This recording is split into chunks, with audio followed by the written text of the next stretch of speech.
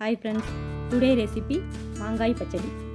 இந்த வீடியோ பிடிச்சிருந்தால் லைக் பண்ணுங்கள், கமெண்ட் பண்ணுங்கள், மறக்காமல் சேனலை சப்ஸ்கிரைப் பண்ணுங்கள். வாங்க வீடியோக்குள்ளே போகணும். நான் ஒரு கல்லாமணி மாங்காய் எடுத்து வச்சுருக்கேன், சின்ன சைஸாக. அதை கழுவிட்டு பொடி பொடியாக கட் பண்ணி எடுத்து வச்சுருக்கேன். ஒரு கடாயில் கொஞ்சமாக ரீஃபண்ட் ஆயில் ஊற்றி கடுகு, வரமிளகா 2, கருவேப்பிலை போட்டு நல்லா பொரிஞ்சதும் நம்ம வெட்டி வச்சுருக்க மாங்காயை சேர்த்து நல்லா வதக்கி விட்டுக்கணும்.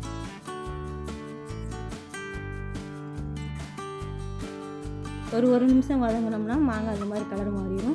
அந்த சமயத்தில் கொஞ்சமாக உப்பு, பெருங்காயத்தூள்,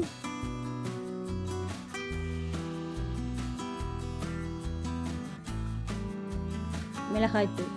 நான் சின்ன மாங்காயாக இருக்கிறதுனால 1/2 ஸ்பூன் சேர்த்துருக்கேன். மாங்காய் அதிகமாக சேர்த்து அதுக்கு தகுந்த மாதிரி காரம் கூடுதலாக சேர்த்துக்கணும். 1/4 டீஸ்பூன் மஞ்சள்தூள். இதெல்லாம் நல்லா சேர்த்து இந்த மாங்காய் நல்லா கிளறிக்கணும். நான் ஒரு 100 ml தண்ணி சேர்த்துருக்கேன். அதையும் நல்லா கிளறி மிதமான தீயில் ஒரு 10 நிமிஷம் வேக வச்சா போதும். மாங்காய் சீக்கிரமாக வெந்துடும். மூடி போட்டு வேக வச்சிடலாம். 10 நிமிஷம் ஆயிடுச்சு. இப்போ மாங்காயை பார்க்கலாம். மாங்காய் நல்லா குழைவாக வந்துருச்சு. இந்த சமயத்தில் நம்ம வெல்லம் சேர்க்கணும். அதுக்கு நான் ஒரு சின்ன துண்டு வெல்லம் எடுத்திருக்கேன்.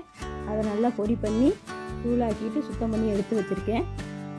இது அப்படியே சேர்க்கலாம், இல்லை லைட்டாக தண்ணியில் கரைச்சும் சேர்க்கலாம். நான் அப்படியே சேர்த்துக்கிட்டேன்.